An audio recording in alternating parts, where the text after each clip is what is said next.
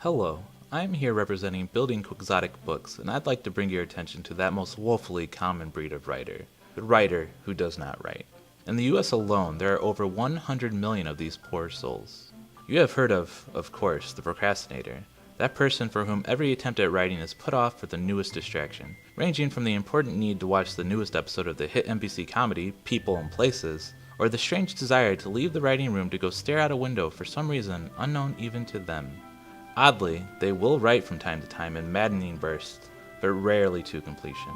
And as they return to their work after whatever distraction took them away, the final cruelty of their condition pays them a visit as they lose interest in what they've written and begin again with a new idea, bound to never be finished.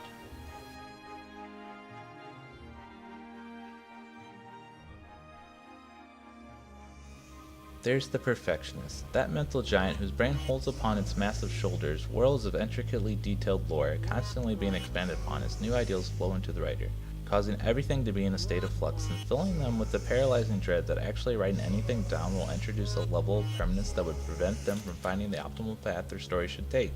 And indeed, when these writers actually commit text to paper, it is not long before the screaming voice inside makes them delete it because it no longer fits with their vision.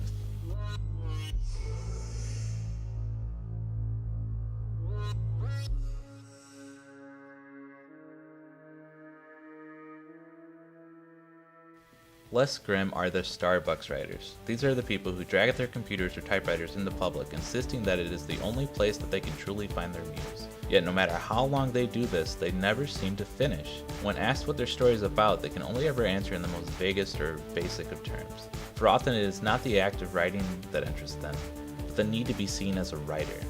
And for the low cost of a grande iced salted caramel mocha for $4.95, it is well worth the price.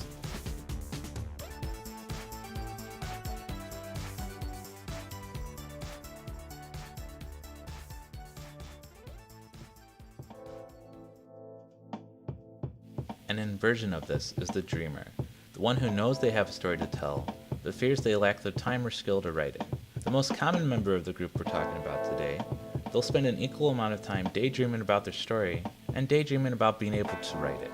Depending on the strength of their dream, these flights of fancy can last mere days or consume a person to their deathbed. And little would the outside viewer know it, for the dreamer dreams in the privacy of their mind and let few in to view it. For if they are able to do that, they just write their story already.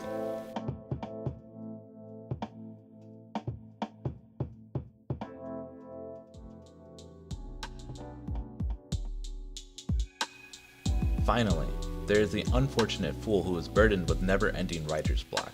They are often kin to the dreamers and perfectionists. They know what they want to write, have organized it all in their head, but when it comes time to type it out, they just find themselves staring at empty white space. Time simultaneously slows down and speeds up.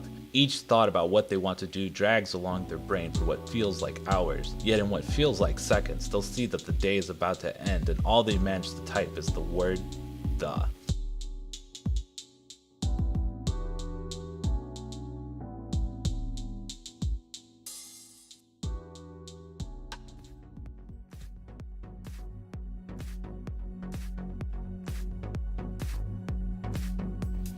Now friends, you might be thinking, well, what can I do about it?